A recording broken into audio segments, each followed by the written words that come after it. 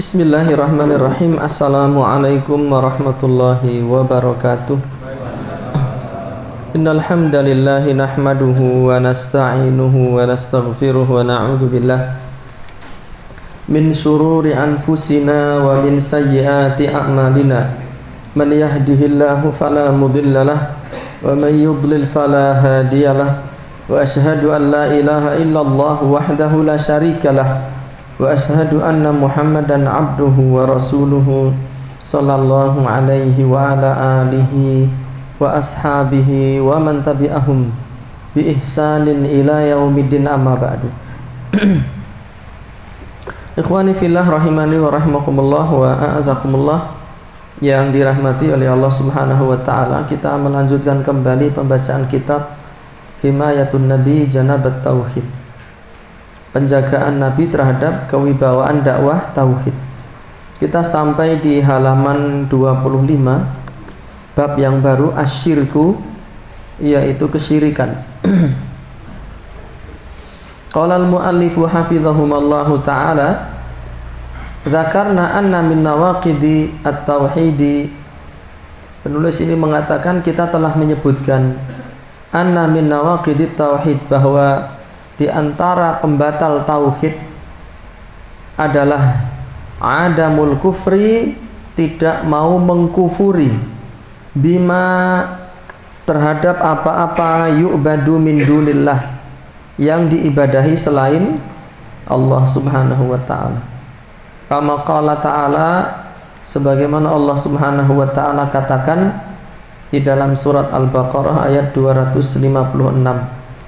Faman, maka barang siapa, yakfur, mengkufuri, bitaghuti, taghut. Taghut itu kullu man ubida min dunillahi wa huwa radin. Taghut itu setiap yang diibadahi selain Allah dalam keadaan dia ridho dan ikhlas. Barang siapa mengkufuri taghut, wa yu'min billah, dan dia di waktu yang bersamaan beriman kepada Allah, faqad istamsaka, maka sungguh dia telah berpegang teguh, bil urwatil wuthqa, dengan tali yang kuat, lan fisama laha, yang tidak akan lepas. Fasyirkul akbaru, maka syirik akbar itu naqidun, merupakan pembatal, min nawaqidit tauhidi, dari sekian banyak pembatal-pembatal tauhid yang ada. Allah Ta'ala kan berfirman, barang siapa kufur terhadap tauhid dan beriman kepada Allah, dia telah berpegang terhadap tali yang kuat. Tapi kalau belum kufur kepada tauhid, ya dia belum dikatakan beriman dan belum dikatakan berpegang teguh terhadap tali yang kuat. Waqad, dan sungguh, ja'a, telah datang, fil Qur'ani, di dalam kitab suci Al-Qur'an, tahrimus syirki, pengharaman syirik, wan nahyu anhu, dan larangan dari berbuat syirik. Di dalam Al-Quran itu ada banyak ayat yang mengharamkan syirik dan juga melarang dari kesyirikan. Bukan hanya sekedar menerangkan syirik itu haram, termasuk juga melarang dari kesyirikan. Wa annahu, dan bahwasanya kesyirikan itu yujibu, mewajibkan atau memberikan konsekuensi hubutal amali, musnahnya seluruh amal kebaikan, wal halaka fi jahannama, dan juga menyebabkan kebinasaan, kecelakaan di dalam neraka jahanam. Qala ta'ala, Allah Subhanahu wa ta'ala berfirman, walau asyraku, dan seandainya mereka berbuat syirik, la habita anhum, maka akan musnah dari diri mereka, makanu ya'maluna, apa-apa yang dulu mereka amalkan berupa kebaikan. Surat Al-An'am ayat 88. Menjadi dalil yang tegas, yang jelas, bahwasanya pelaku kesyirikan dia akan kehilangan seluruh amal soleh yang pernah dilakukan. Walau asyraku lahabita anhum ma kanu ya'malun. Kalau mereka berbuat syirik, maka akan musnahlah seluruh amal yang dulu mereka kerjakan. Dan itu satu hal yang adil dari Allah Subhanahu wa taala. Jangan ada anggapan kok Allah tidak adil, wong saya beribadah aja 50 tahun kok gara-gara syirik satu kali kebaikan saya hilang semua. Mosok kebaikan saya yang 50 tahun hilang gara-gara kesyirikan yang cuma satu kali. Berarti Allah nggak adil. Allah adil. Allah itu sudah memberi kita berbagai macam fasilitas. Yang pernah merasakan sakit mesti tahu betapa besar anugerah Allah kepada kita itu. Yang pernah merasakan sakit yang tidak tertahankan, apapun itu, sakit gigi, asam urat, sakit patah tulang, ya kan? Terus sakit apa lagi yang tidak tertahankan itu? Asam lambung, terus migrain, cekuat, waduh nggak kuat. Padahal sakitnya itu mungkin setengah hari, 3 jam setelah minum obat hilang kan. Dan Allah memberikan rasa nyaman kepada kita itu puluhan tahun. Jadi kalau Allah menghukum kita karena kesyirikan, Allah itu adil.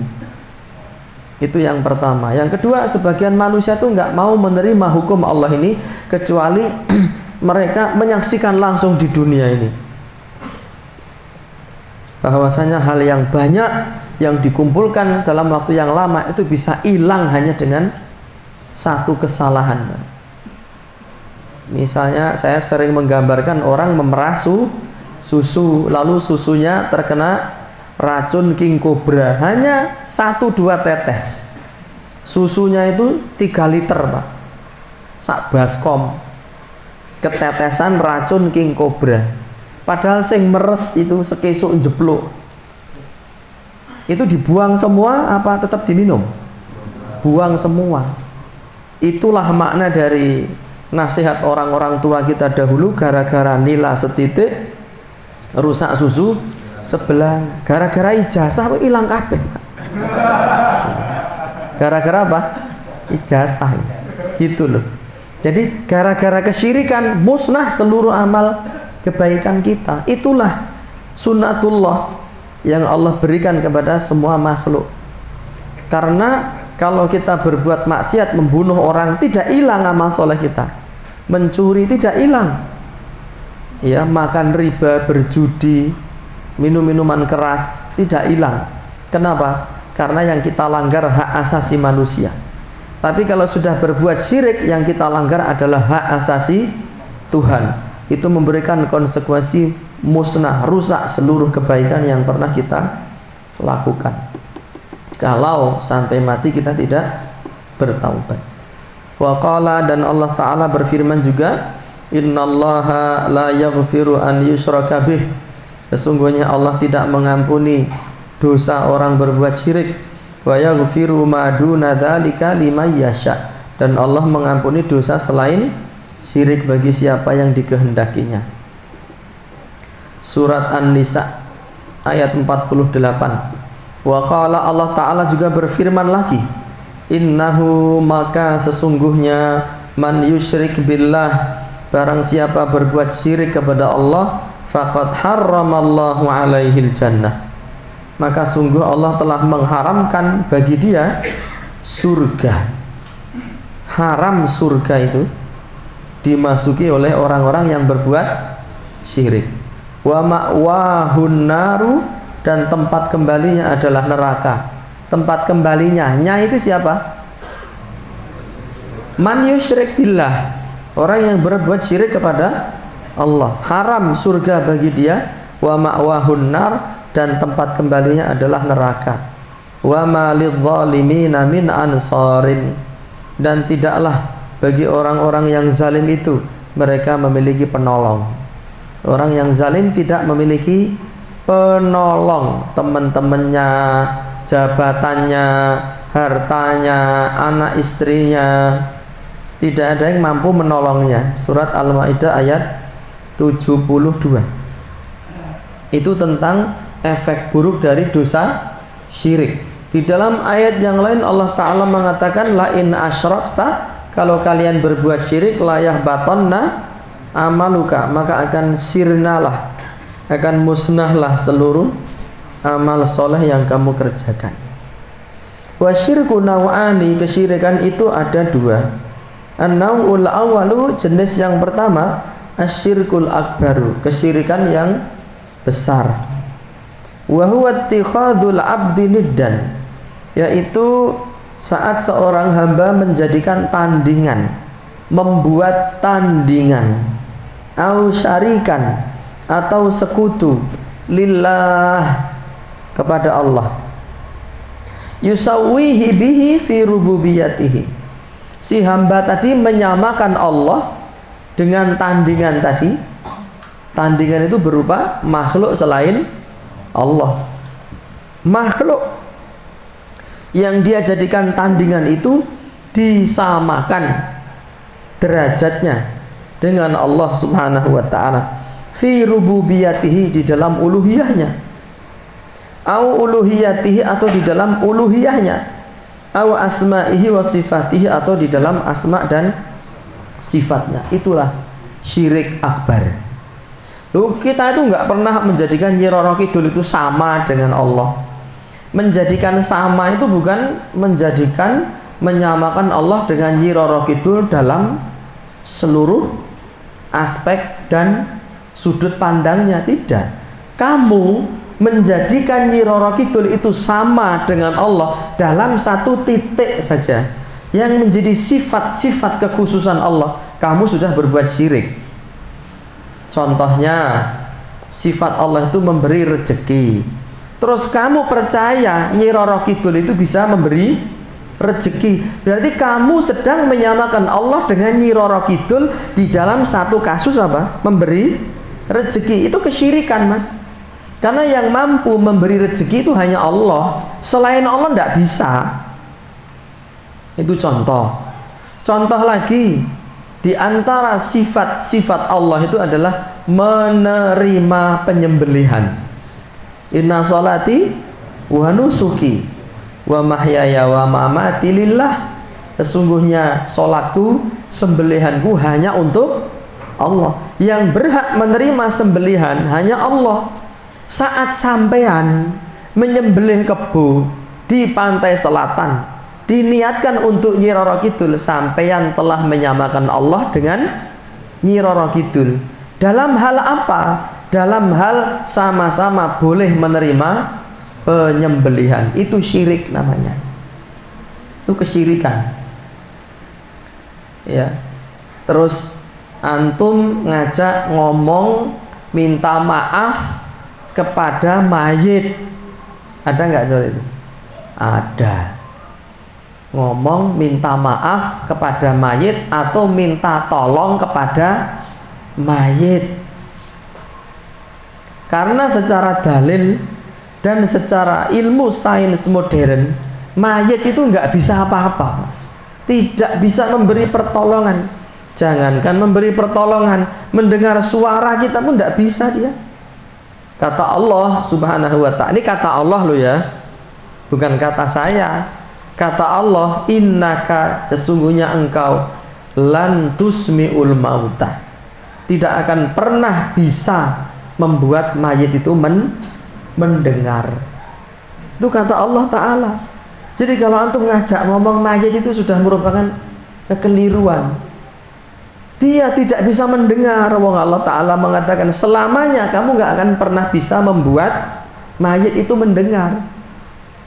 Yang lebih parah lagi, antum ngejak ngomong mayit minta tolong. Parah. Keparahan yang dahsyat, kedahsyatan yang parah. Dan ada seorang dai besar, mau kok pengajian gaweane mau ngeritiki. Begitulah para nabi, mengkritik setiap praktek-praktek kesyirikan, karena itu bisa menjerumuskan seseorang ke dalam neraka jahanam dan menghapuskan amal soleh. Saat kita menerangkan ini kesyirikan, bukan berarti kita benci kepada pelakunya, bukan. Justru inilah kasih sayang kita, supaya amalannya dia tidak musnah, supaya dia tidak masuk ke dalam neraka jahanam kekal abadi. Itu bentuk kasih sayang, teman-teman. Antum punya anak merokok usia sekolah SD, antum jangan merokok, jangan merokok. Itu karena orang tua benci apa sayang itu? Sayang. Tapi sayangnya, kasih sayang tersebut dipahami sebagai sebuah kebencian oleh anak. Bapakku tidak sayang kepada aku. Aku udut ra etuk, diseneni terus, dikritiki terus. Ngampe gue hatel kupingku. Bapak ki tak dongake cepet mati wae. Gaweane ngisruh wae bapak iki. Ora kaya ora tau nglakoni nom wae. Ini anak yang nggak ngerti hakikat kasih sayang. Umat jamaah pengajian dibahas mau syirik wae. Ini nuwun sewu nggih. Jamaah yang tidak ngerti hakikat kasih sayang. Padahal peringatan kepada kesyirikan ini gratis, Pak. Nggak ada bayar. Setahu saya kaji tiko ini gratis, setahu saya. Nggak tahu kalau di belakang panitia narik duit, Pak. Tapi setahu saya ini gratis, Pak. Tapi yang gratis ini bikin kuping wong tadi panas, gatel, dodo jadi sumpek. Di sisi yang lain, pengajian yang bayar puluhan juta, yang pakai lampu kelip-kelip kayak lampu disco, itu yang datang banyak. Kenapa? Karena nggak pernah mengangkat tema-tema kesyirikan. Diajak nyanyi, diajak bergoyang, meskipun bayar tetap dilakoni. Dan mereka menganggap dai yang seperti itu, itulah yang sayang kepada masyarakat. Kewalik, Pak.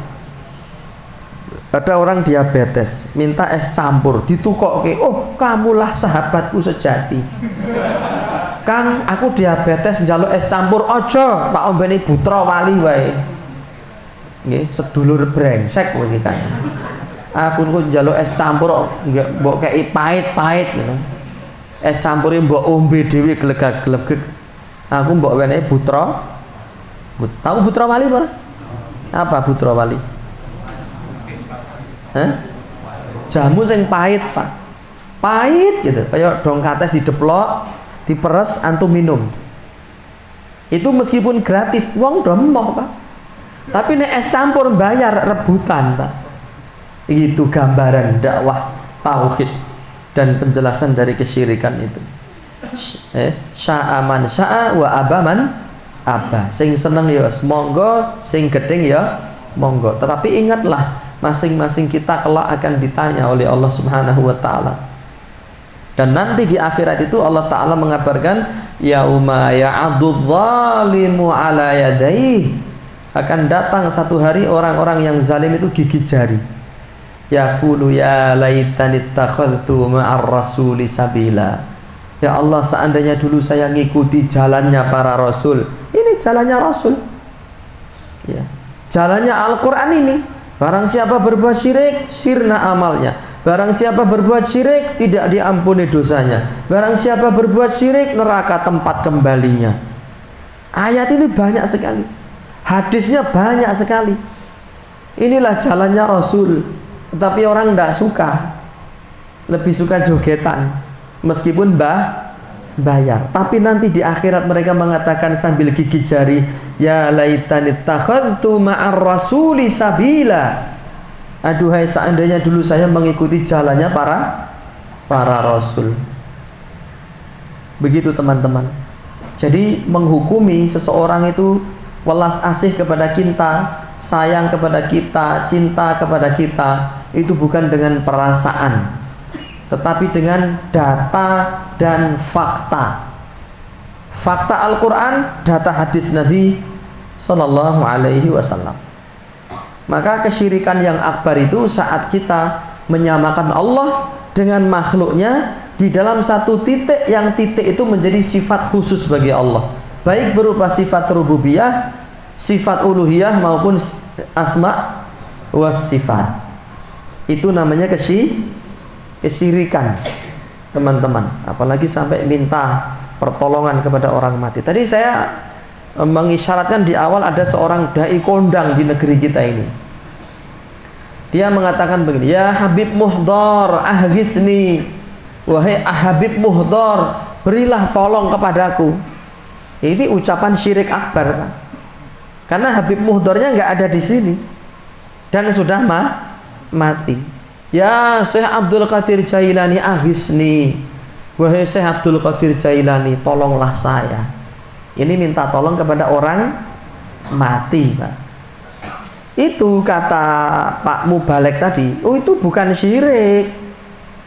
Itu bukan ucapan kesyirikan.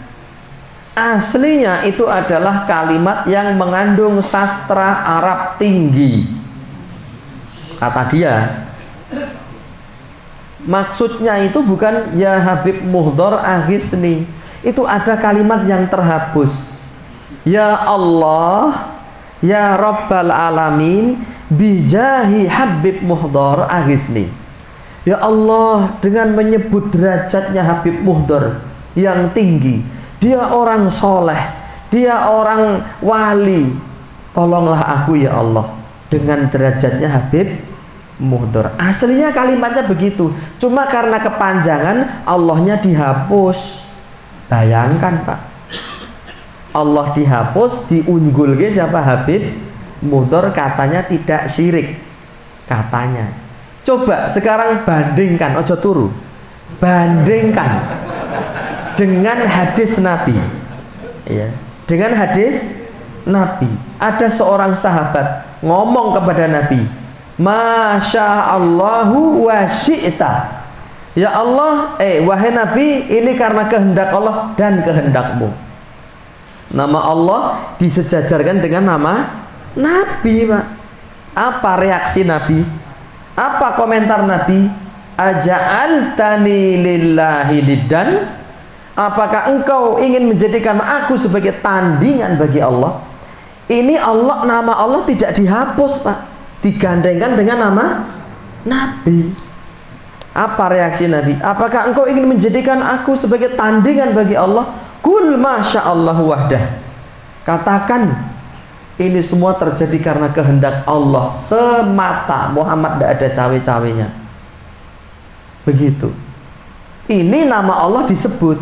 Lah yang tadi itu nama Allah sengaja dia apa? Hilangkan. Kalau dijajarkan aja itu tetap syirik loh itu. Apalagi nama Allah dihilangkan. Ya Habib Muhdor aghisni. Wahai Habib Muhdor, mintalah tolonglah aku. Loh, itu syirik loh. Itu bukan begitu maksudnya, Mas. Maksudnya langsung kepada Allah. Cuma nama Allah dihapus saja. Saya kalau dengar jawaban seperti ini ingat ucapan-ucapan para politikus yang TV-TV dulu ya. Rembuke lunyu kayak welut, Pak.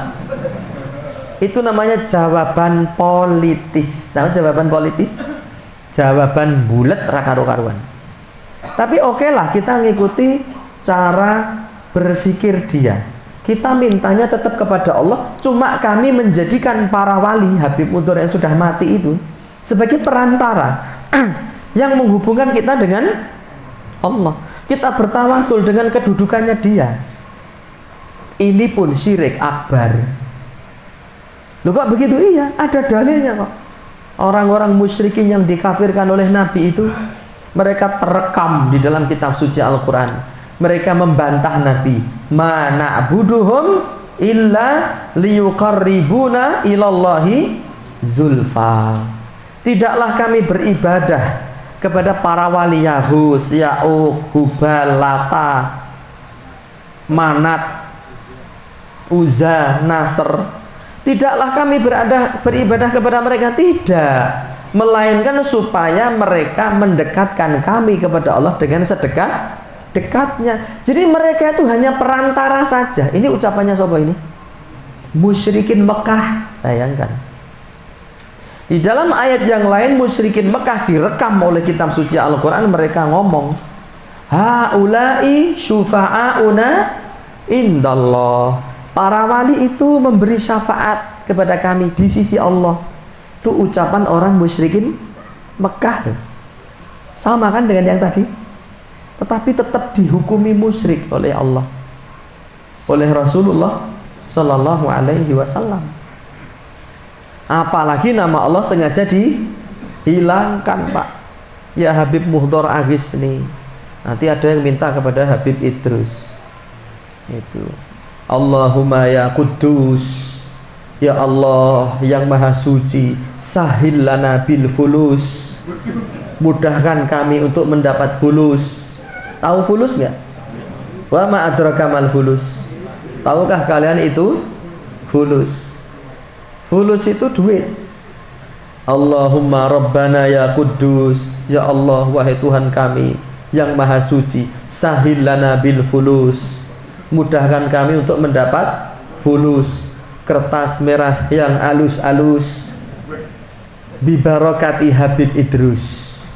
Itu namanya sholawat fulus, dan itu diamalkan.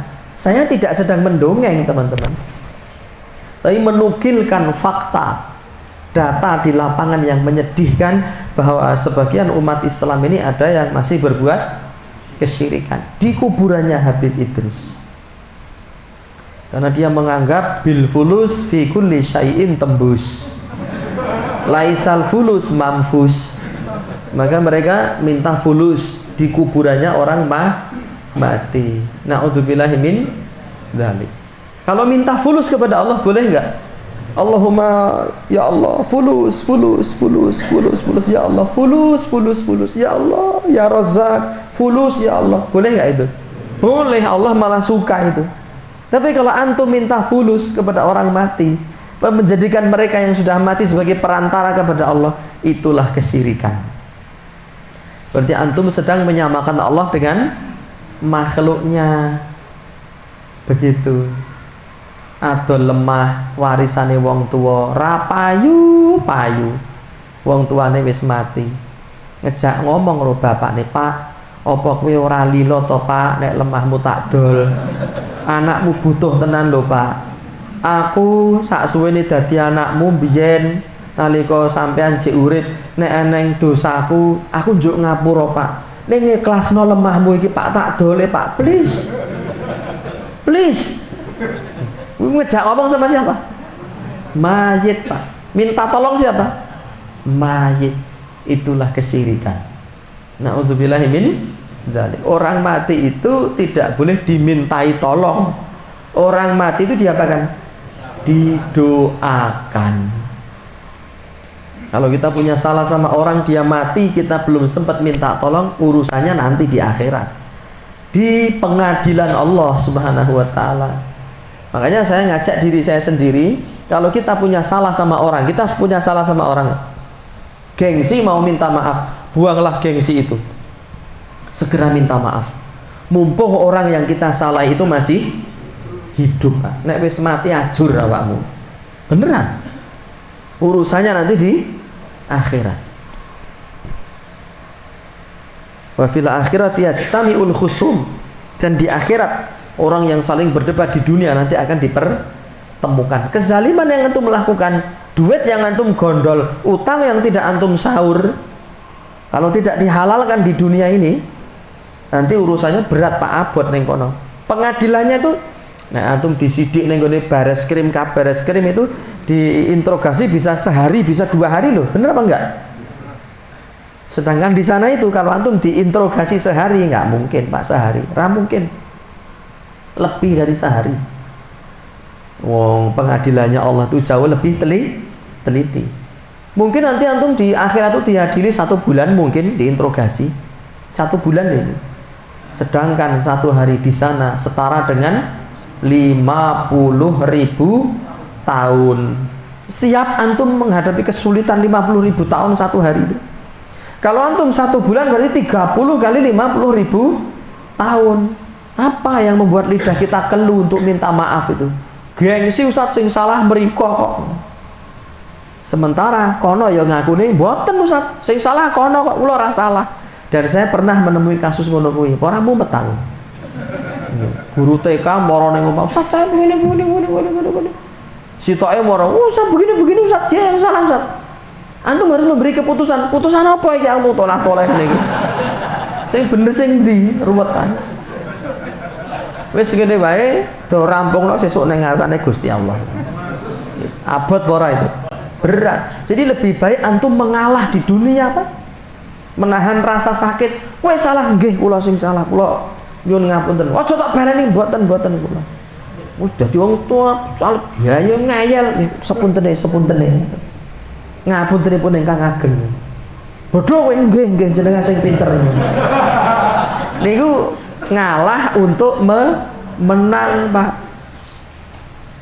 Nanti di akhirat antum makan tertawa lebar. Alhamdulillah, saya sudah halal. Dia yang caci maki saya, urusannya dia kepada Allah. Saya los, langsung berangkat ke surga. Level pertama. Alhamdulillah ya Allah. Lalu dapat panggilan, si fulan, dalam ya Allah, kamu naik level. Loh, kenapa? Lawan debatmu dulu di dunia maki-maki kamu tuh, kamu diem saja. Ternyata dia yang salah, dia yang ego. Akhirnya ganjaran kono diwenehi kamu, belum lunas dosane kamu disangka kono. Sekarang kamu naik level surganya. Alhamdulillah. Sing dulu menang di dunia keblondrok ning neraka. Yang dulu di dunia ketoke kalah, dia sebetulnya mulia di sisi Allah Subhanahu wa taala. Ning ya kuwi teorine ngono kuwi dul. Prakteke dadamu kuwi bengkah-bengkal kae aku. Nesu aku sak ora iso aku nek konjuk ngapura. Padha lanange kuwi kok le. Waduh, njur arep ngopo? Tapi yang seperti itu ada apa enggak? Ada, wong ya teko rene kok kita. Itulah syirik akbar, teman-teman. Jadi orang yang nuruti hawa, nuruti emosi, gengsi, itu seolah-olah dia menang. Aslinya geblondrok, ya terjerumus ke dalam jurang neraka yang sangat dalam. Makanya Allah Ta'ala berfirman, innama yuwaffas sabiruna ajrahum bighairi hisab. Sesungguhnya orang-orang yang sabar itu akan mendapatkan pahalanya dengan tanpa batas. Orang yang sabar yuk gampang tenan, Pak. Teori ini sing gampang. Nek arep nglakoni angel tenan. Hanya orang-orang yang diberikan pertolongan oleh Allah. Makanya kalau ada jamaah sini yang merasa dirinya itu gampang meletup-letup, gampang nesu, ora sabaran, akeh-akeh ono istighfar. Ya, mengakui kelemahan diri. Akeh-akeh ono wudu, ngeri ngentut wudu, istighfar sehari semalam 100 kali. Semoga dengan begitu Allah mengaruniakan apa? Kesabaran. Ngono kuwi carane dul. Karo sering dolan dengan orang-orang yang sabar. Bukan konco kalau sabar ora. Aneh kok wong jenenge sabar ning ora sabar. Ada enggak? Oke. Jenenge soleh ning ora soleh, ada enggak? Ada. Jenenge Mahmud ning aslinya madhmum. Nggih, madhmum itu tercela. Kalau Mahmud terpuji.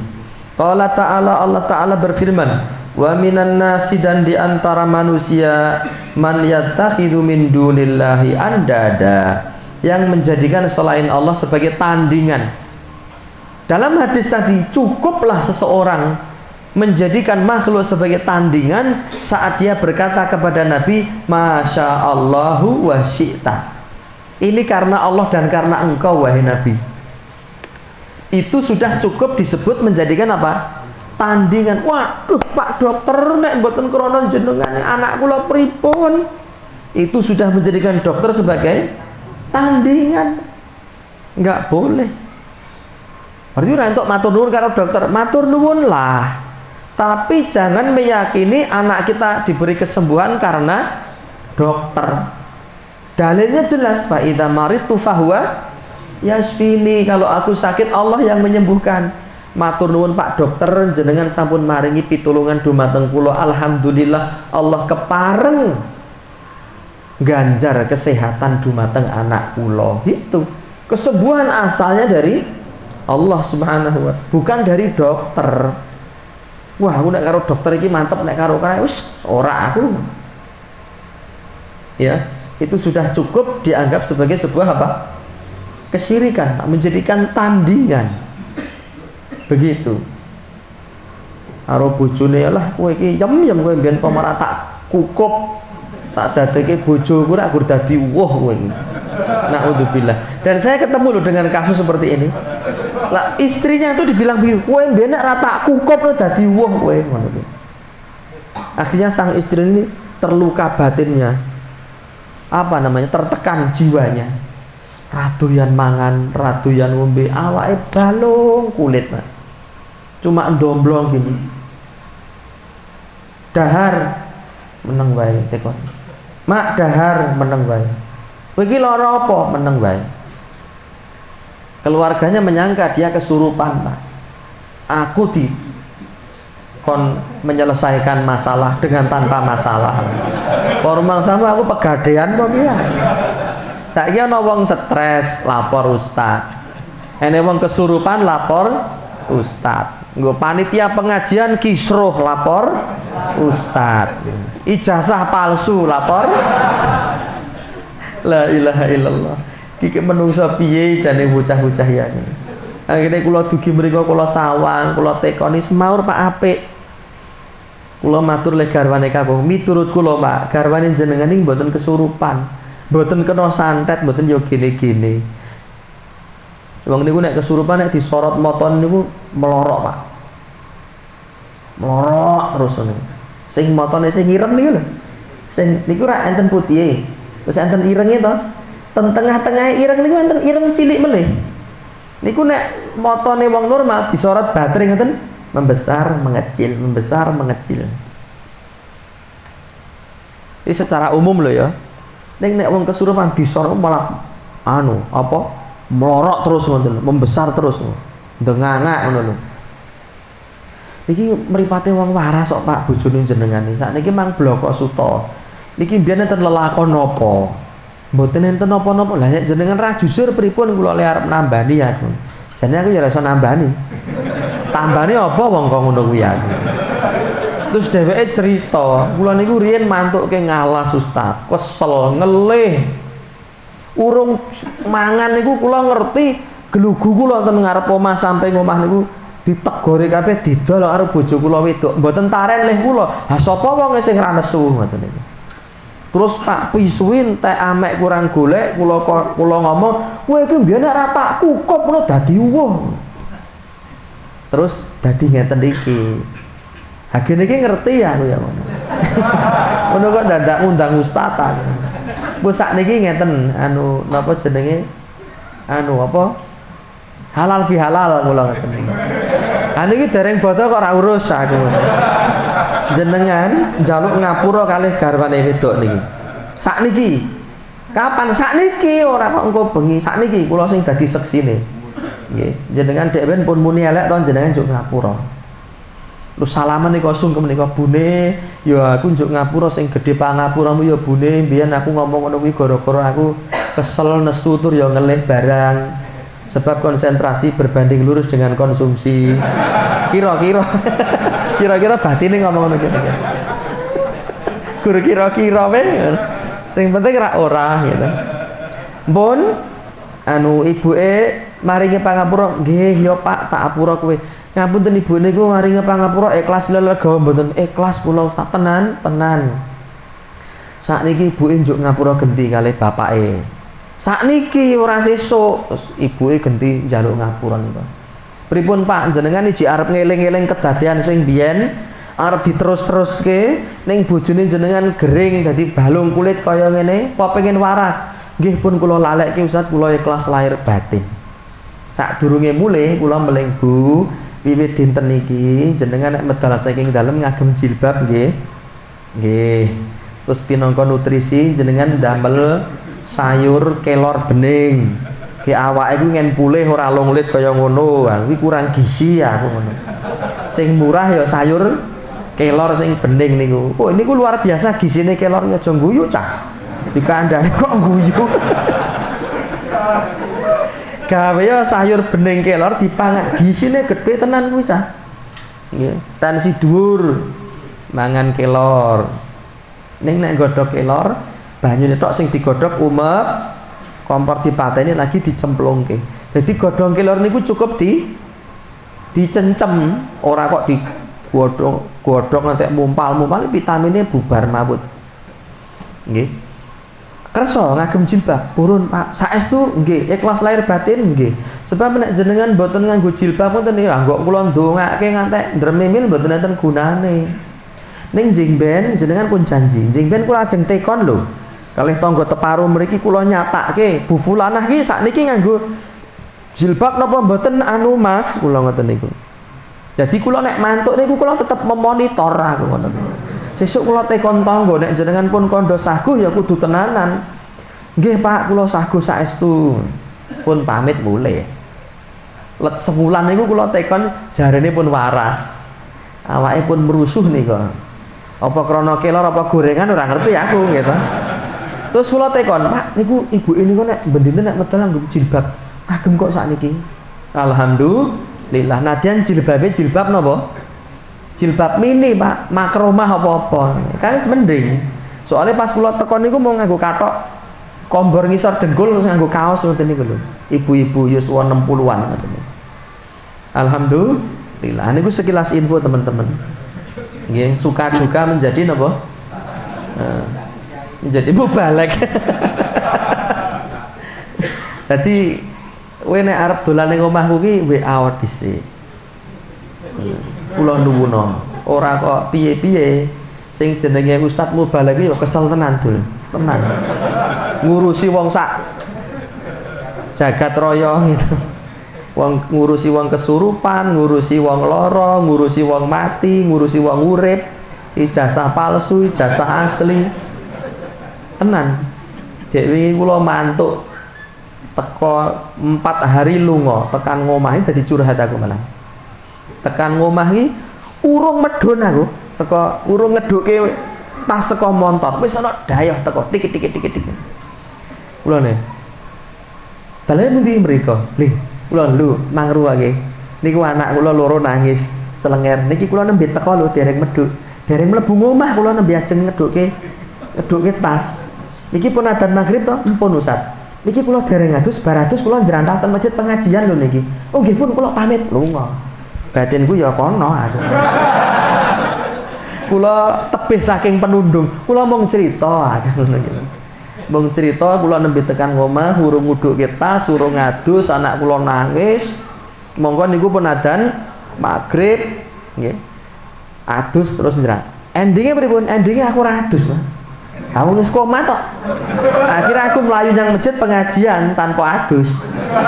Ning sore iki mau aku adus. Adusnya pas nang masjid Jampiati. Jadi saat durunge komat aku adus dhisik iki mau, adus dadaan ya. Agenda adus yang tidak direncanakan. Jadi di antara manusia wa minan nasi man yattakhidhu min dunillah, ada yang menjadikan selain Allah sebagai tandingan-tandingan. Yuhibbuhum ka hubbillah.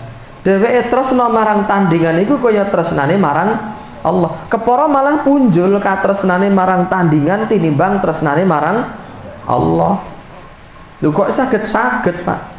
Anggere wis wayahe sesajen ning tempat nggih wingit niku lah mbok ora duwe duit tetep golek utangan. Ning nalika Allah ndawuhke korban duwe duit wae krasa eman, berarti tresnamu marang demit kuwi luwih gedhe tinimbang tresnamu marang Allah Subhanahu wa taala. Cerita meleh, saya ada seorang teman konsultan perusahaan. Dheweke duwe bos pemilik perusahaan besar, gajine jenengan pinten Pak? Gaji kula niku sethithik Ustaz. Bos kula niku malah dienggo makani demit niku malah luwih akeh. Lho kok makani demit niku pripun? Lah kula niku pinangka konsultan enten masalah napa-napa tekone nyang kula. Gaji kula mung sementen Ustaz. Ning nek untuk kepentingan sesajen, juragan kula niku jor-joran. Wedhus kendit, pitik cemani, komplit bayar dukun larang. Begitu enten masalah dalam masalah usaha, masalah hukum, konsulnya nyang kula yang batin ngopo ora konsul yang demitmu kono. Nggih. Itu berarti dia lebih cinta kepada demitnya lebih dibandingkan cintanya kepada Allah Subhanahu wa taala. Naudzubillahi min dzalik. Udute entek wae gage-gage. Nggih, pulsane entek gage. Le arep tuku pulsa nunjang palang. Iki nek dikongkon sedekah santai wae. Liyane wis akeh sing sedekah kok. Aku sesuk wae sok mben. Nek sih urip Nggih, niku surat Al-Baqarah ayat 165. Qala Allahu in kunna lafi dhalalin mubin. Demi Allah, aku kuwi biyen mapan ana sajroning kesesatan sing nyata. Kok dadi Jawa ya? Tallahi demi Allah, in kunna lafi dhalalin mubin. Dahulu kala kami berada di atas kesesatan yang nyata. Kenapa? Idnu sawwikum birabbil alamin. Karena kami menyamakan kalian dengan Allah sang penguasa alam semesta. Jadi inti dari kesyirikan itu taswiyatu ghairillahi billahi fima huwa min khosaisillah. Pun ente-enteane kesyirikan napa mawon niki, Pak. Taswiyatu ghairillah, menyamakan selain Allah, billah, disamakan dengan Allah. Fi syai'in min khosaisillah, di dalam sesuatu yang menjadi kekhususan, yang menjadi ciri khas Allah Subhanahu wa taala. Allah memiliki ciri khas, Allah memiliki sifat ketuhanan. Lalu sifat ini kita ambil ditempelkan kepada makhluk. Itu artinya kita sudah menyamakan Allah dengan makhluk, dan itulah kesyirikan. Taswiyatu ghairillahi billahi fima huwa min khosaisillah. Menyamakan selain Allah, disamakan dengan Allah di dalam hal yang menjadi kekhususan Allah Subhanahu wa taala. Niku syirik akbar. Surat Asy-Syu'ara ayat 97 dan 98. Ma'annahum yuqirruna, bersamaan dengan itu mereka menetapkan bi annallaha, bahwasanya Allah huwal khaliq, adalah sang pencipta. Mereka siapa? Orang-orang musyrikin itu menetapkan, meyakini Allah itu sang pencipta. Ar-Razik, Allah yang memberi rezeki.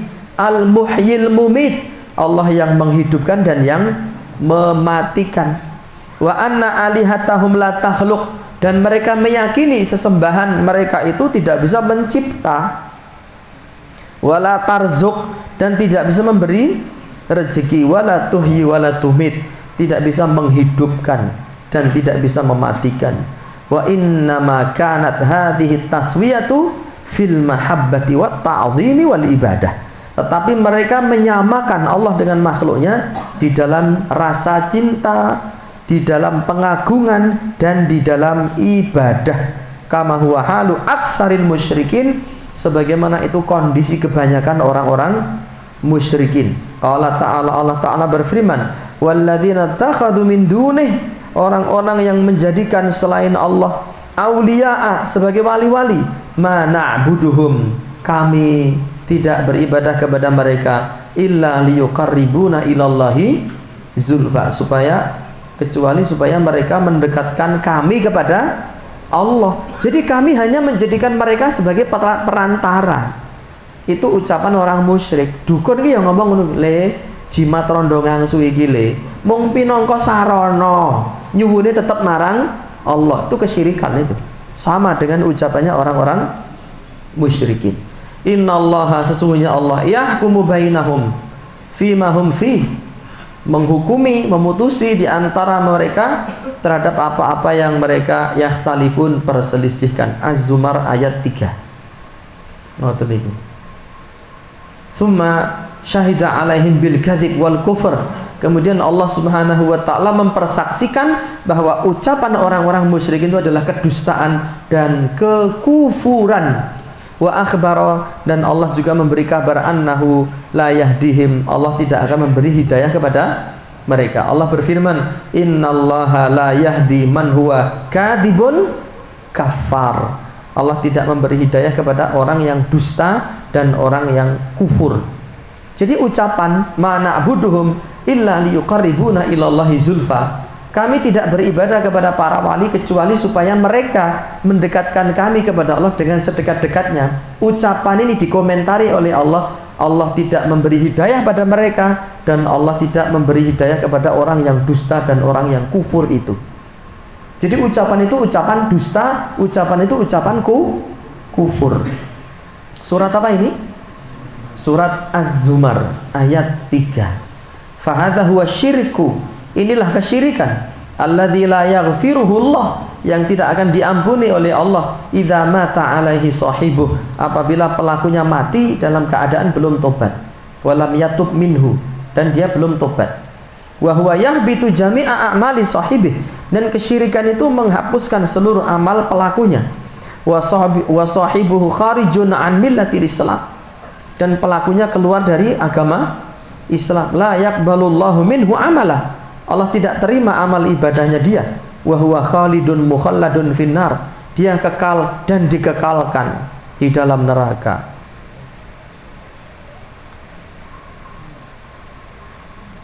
Wa tutbaku wa tutabbaku alaihi fid dunya ahkamul kuffar wal musyrikin, dan diterapkan kepada dia di dunia hukum orang-orang kafir dan hukum orang-orang musyrikin. Maksudnya apa? Diterapkan hukum kepada dia berupa hukumnya orang-orang musyrikin. Ya, dia di dunia diperlakukan sebagai orang musyrikin, Pak. Nek mati urung tobat, Pak, ora disolati, enggak dikafani, ya, tidak boleh didoakan, tidak diwarisi hartanya. Naudzubillahi min. Jadi serem apa enggak kesyirikan itu, teman-teman?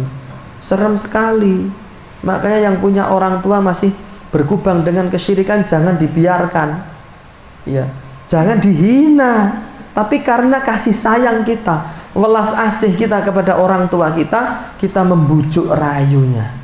Tampakkan akhlak kita yang lemah lembut, beri hadiah, berbakti dengan maksimal, ya, agar orang tua kita dengan penuh kerelaan hati meninggalkan praktek-praktek kesyirikan. Orang kok antum sebagai anak diem, gelenggem, nyelekutem, ayem-ayem, berarti antum itu anak yang tidak berbakti. Wal murtadin, dan hukum orang-orang murtad idza kana musliman, jika mereka orang Islam sebelumnya, qabla wuqu'i syirki minhu, sebelum dia terjerumus ke dalam kesyirikan.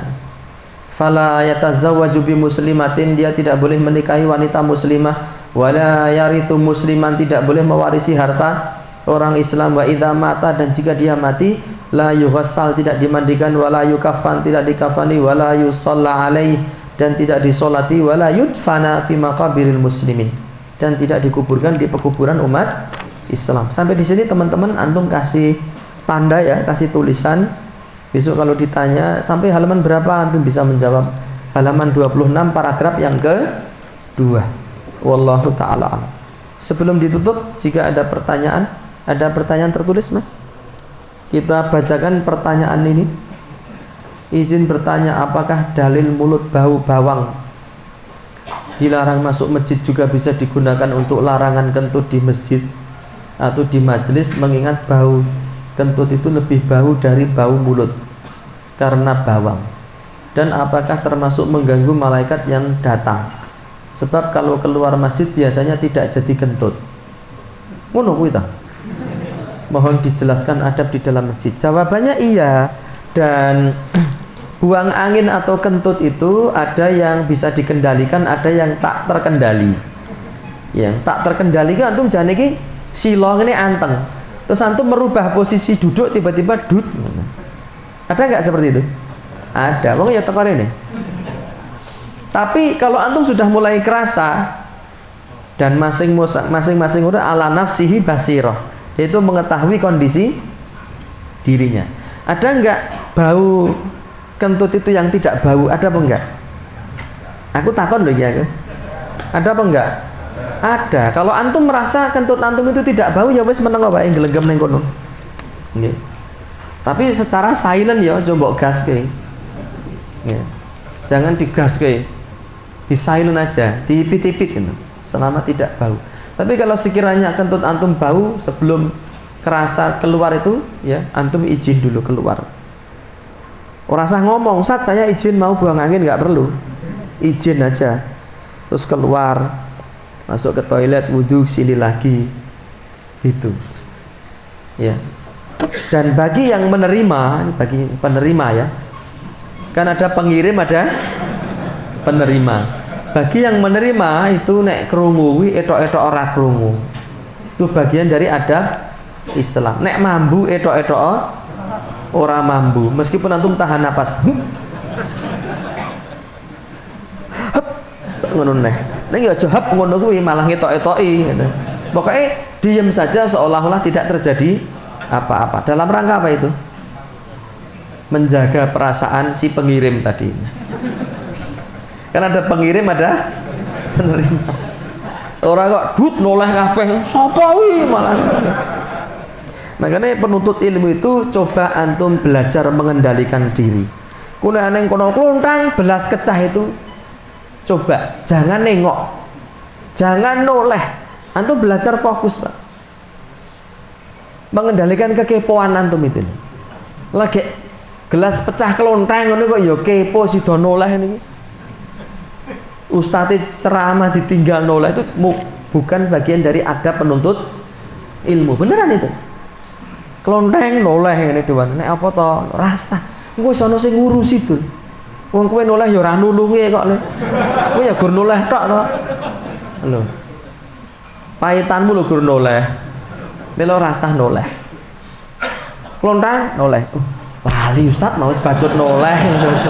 Ya ora apa-apa pisan ngono. Barengan lagi kelingan rasitu lagi noleh untuk separuh nih kelingan rasitu engko wis klontang arep noleh kelingan rasitu. Saya tahan kekepoan saya ini, meskipun jiwa kepo saya meronta-ronta, tapi saya tahan. Nanti lama-lama antum akan menjadi orang yang fokus. Orang kok klontang sidik noleh, klontang sidik noleh. Itu wong gampang kepo dan gampang kena euforia, gumunan wong kaya ngono kuwi. Nggih. Nemu telek barang wis ngerti mambu ya cek diambu. Kan wong kepo kuwi. Wong kepo kadang-kadang ora klebu nalar. Wis ngerti telek kok diambu. Bagaimana hukumnya kita berkorban dengan harta kita dan istri kita urunan? Apabila kita niatkan saya untuk dan keluarga. Boleh, tapi sahibul kurbannya satu. Ima atas nama antum atau atas nama istri. Tahun ini atas nama istri, tahun depan atas nama antum boleh. Tapi diserahkan dulu ya, diserahkan dulu. Pak, kita kayak kowe nggon kurban. Bune kita kayak duit nggon kurban. Jadi sahibul kurbannya tetap satu. Nek duwine urunan ra apa-apa, tapi sahibul kurbannya satu, Pak. Kayak bocah-bocah urunan ning sekolah itu boleh apa enggak itu? Boleh, asal sahibul kurbannya satu. Atas nama Pak Guru Agama boleh, Pak. Ini korbannya seluruh anak nggak ada. Itu orang belajar korban dan bukan korban statusnya. Mana yang didahulukan, berkorban atau akikah untuk anak yang dulu belum kita akikahi? Menurut saya akikah dulu, karena akikah itu cuma sekali. Kalau korban kan setiap tahun. Tidak bisa korban sekarang, tahun masih ada kesempatan. Dan menurut pendapat yang saya yakini lebih kuat, saya mengikuti fatwa ulama yang mengatakan akikah itu wajib. Berdasarkan sabda Nabi, kullu mauludin murtahanun bi akikatihi, setiap anak yang lahir itu dia tergadai dengan apa? Akikahnya. Ini belonjone total habis 73, uang kembalinya 27.000. Neng nanti belonjone gini. Indomaret apa ini? Powered by Exakos. Nah, ini sebaliknya ada pertanyaan. Bagus ini supaya nggak mubadir ya nih. Kuitansinya. Mohon tips dan trik. Wah, ini angel lagi. Mendakwai orang tua agar membuang benda-benda keramat. Kemarin saya berkunjung ke Malang mengaji di kota Malang. Mereka ngadakan talk show sekitar setengah jam. Judulnya tips dan trik berdakwah kepada orang tua. Golek ono nang YouTube ya. Soalnya dawa tenan minggu. Dan sudah sering saya sampaikan di sini. Bagaimana standar orang yang batal keislamannya dan penjelasan tentang pembatal keislaman pada bab yang tidak mengkafirkan orang kafir maupun orang musyrik menjadi kafir pula. Nggih. Minta tolong dijelaskan sejelas-jelasnya. Lah jane wis tak jelaske sejelas-jelasnya berkali-kali di sini tuh. Mungkin masnya ini nggak mengikuti kaji teko dari awal, atau nggak mengikuti daurah Nawaqidul Islam. Saya daurah Nawaqidul Islam sudah beberapa kali. Nawaqidul Islam, pembatal keislaman itu banyak Tapi yang terkenal ada 10, di antaranya tidak mau mengkafirkan orang kafir atau ragu terhadap kekafiran orang kafir. Malam yukaffiril kafira aw syakka fi kufrihi fahuwa kafir. Barang siapa tidak mau mengkafirkan orang kafir atau ragu terhadap kekafiran orang yang melakukan kekafiran, ragu terhadap kekafiran orang yang kafir, maka orang yang ragu ini dia juga ikut kafir. Ini A, ini B. Ini B ini orang kafir. A ini ragu, ini B ini kafir apa ora ya? A ini kafir, Pak. Karena dia tidak mau mengkafirkan orang kafir dan ragu terhadap kekafiran orang yang kafir. Mas tak kasih tahu. Ini kaidah ini, Mas, banyak sekali disalah gunakan oleh orang-orang khawarij, para penganut virus pengkafiran secara serampangan. Penerapannya begini, di dalam kaidah pembatal keislaman, barang siapa tidak mau mengkafirkan orang yang berbuat kafir, maka dia kafir. Atau barang siapa meragukan kekafiran orang yang berbuat kafir, maka dia kafir. Tak kasih tahu, tetangga kita itu Mbah Bejo itu duwe jimat kuwi. Aku weruh dheweke njamasi jimate. Aku weruh dia minta tolong kepada orang yang mati. Bejo itu. Jadi Bejo itu kafir itu. Kamu juga harus mengkafirkan dia. Kalau kamu tidak mau mengkafirkan Bejo, maka kamu sama dengan Bejo, sama-sama kafirnya. Itu penerapannya. Penerapan sing ngawur. Karena dia hanya belajar itu secara global. Yang benar gimana Ustaz? Yang benar, kaidah tadi itu berlaku untuk orang yang kafir asli. Saya ulangi ya, kaidah tadi tidak mau mengkafirkan orang yang kafir atau ragu terhadap kekafiran orang kafir, itu berlaku untuk orang yang kafir asli, Yahudi, Nasrani, Buddha, Hindu, Fir'aun, Namrud, Abu Jahal, Abu Lahab. Antum ragu, jadi Abu Jahal kafir apa ora ya? Antum kafir. Jadi raja Fir'aun iki kafir apa ora? Fir'aun wis kafir ora wangon. Fir'aun kafir tur ora wangon. Antum ada orang Islam meragukan kekafiran Fir'aun, dia bukan orang Islam lagi, dia udah kafir itu. Tapi salahnya kaidah ini dipakai oleh orang-orang Khawarij untuk menembak umat Islam yang lahir Islam, beragama Islam, lalu tergelincir ke dalam kesyirikan, digunakan untuk nembak mereka. Itulah akar kesesatan mereka. Akhirnya mereka tiap hari mengkafirkan. Bahkan saya pun dikafirkan loh. Saya sering cerita di sini kan. Saya dikafirkan oleh seorang santri dari Madura. Goro-goro ini apa? Dalilnya apa itu? Dalilnya perkataan George Bush.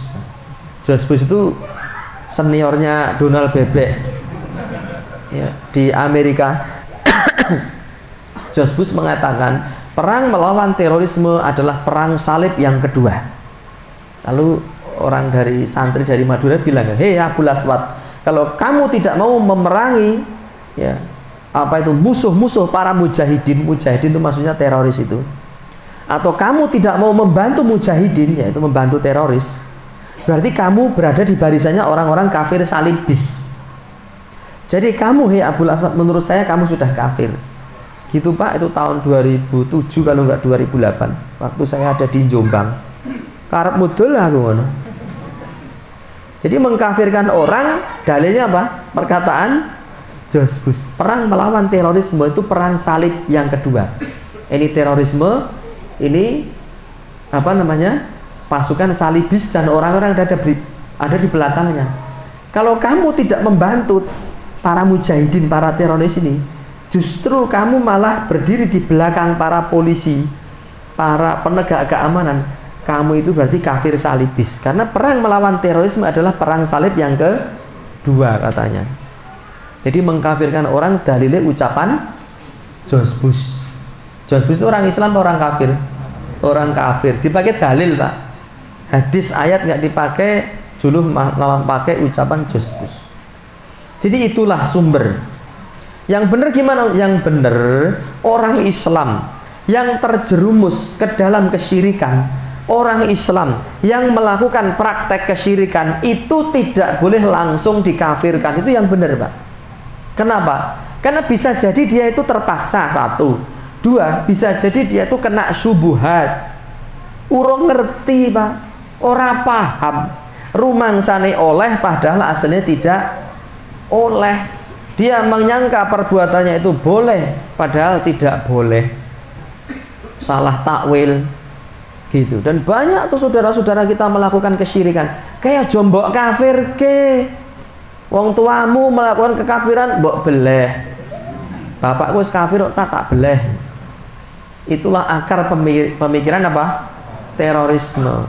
Jadi kaidah pembatal keislaman itu bener, cuma cara nembaknya sing keliru, Mas. Itu kaidah berlaku khusus untuk orang yang kafir asli, yang jelas-jelas dikafirkan oleh Allah dan Rasulnya secara takyin, disebut namanya Namrud, Fir'aun, Yahudi, Nasrani, Ubadul Kubur, penyembah berhala. Tapi kalau ada orang Islam karena kebodohannya dia, atau dakwah belum sampai, atau ada subuhat, tadi ada mubalek yang menyampaikan itu, dan itu jamaah, oh masya Allah, nggak kafir, mantep, ini amal soleh, ini orang seperti ini jangan dikafirkan, digandeng, didakwahi dengan baik. Orang malah kamu kafir, kamu neraka semua. Saya sendiri ahli surga. Kalau kamu pengen tahu wajah ahli surga, hayo aku iki. Ya, itu namanya setan. Saya kira penjelasan saya ini jelas dan gamblang.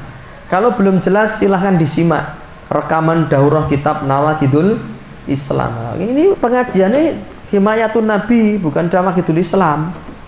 Nawaqidul Islam saya sampaikan secara apa? Sekilas saja. Wallahu ta'ala. Apa ini? Dua orang tua saya dulu beragama Islam, mengenal ormas Islam LD11. Sekarang keduanya sudah meninggal. Bolehkah saya mendoakan? Boleh, betul. Boleh. Meskipun mereka mengkafirkan kita, kita tidak mengkafirkan mereka. Mereka masih muslim, masih sholat, masih puasa, masih zakat. Mereka tersesat karena kemakan subuhat, nggak ngerti, tidak ngerti akidah ahli sunnah wal jamaah. Ya. Karena sekte ini kan dihukumi aliran sesat, memang benar sesat, tetapi tidak semua yang sesat itu kafir. Ya, tidak semua yang sesat itu kafir. Aliran sesat, ya. Khawarij yang suka mengkafirkan itu sesat. Apa nih? Orang yang ngaku telepon sama Gusti Allah sesat. Pengikutnya apakah dikafirkan? Tidak. Mereka nggak ngerti. Ya, kena subuhat, belum diterangkan. Jadi tetap doakan kedua orang tua antum. Meskipun orang tua antum menganggap antum kafir, yaitu urusan orang tua antum kepada Allah Ta'ala. Urusan antum kepada Allah berbakti pada orang tua, baik ketika masih hidup maupun ketika sudah meninggal dunia. Saya pernah ketemu sama orang ini, konco sekolah, wayah sholat. Iya mas, sholat jamaah apa dewi-dewi? Dewi-dewi baik. Oke baik kan. Dan saya juga nggak perlu banyak tanya karena saya sudah tahu ideologinya mereka. Sholat di belakang, di luar kelompok mereka tidak sah. Bahkan nikah di KUA pun mereka ada istilah nikah dalam. Sebelum nikah di KUA mereka sudah dinikahkan lebih dulu oleh ustadznya dan kelompoknya itu. Jadi ning KUA itu nggak abang-abang lambing. Begitu toh Ustaz? Iya. Banyak saudara-saudara saya, kerabat saya menganut itu. Iya. Bahkan ada mantannya yang sebagian hadir di sini. Iya. Apa ketok to dhuwur gundule ya ora ketok jane, ning mambu aku. Bisa terdeteksi. Oh ini mantan, nggak apa-apa. Antum mantan nggak apa-apa, tinggalkan masa lalu. Sekarang rajin duduk menuntut ilmu, belajar akidah yang benar. Jangan malah fokus menerangkan kesesatan aliran itu. Mereka aliran sesat, tetapi dosa terbesar dalam Islam itu bukan itu. Dosa terbesar dalam Islam adalah kesyirikan. Itu yang antum pelajari. Jangan antum cari hijrah malah sibuk membantah kesesatan. Loh, kamu sendiri itu belum tahu apa itu kesyirikan. dengan berbagai macam rinciannya, malah sibuk mendakwahi orang. Duduk dulu yang benar, belajar yang rajin, belajar tauhid, belajar syirik, belajar sunnah, belajar bid'ah, dan itu butuh waktu bertahun-tahun, tidak instan. Kaji kowe wis pirang tahun toh khatam kitab piro 5 ya? Baru 5 loh, bertahun-tahun itu. Ngono wis sing wis dikatakan wis do lali kabeh kok. Itu. Wallahu taala alam bisawab wa sallallahu ala nabiyyina Muhammadin wa alihi wa sahbihi wa sallam wa akhiru da'wana alhamdulillahi rabbil alamin. Wassalamualaikum warahmatullahi wabarakatuh.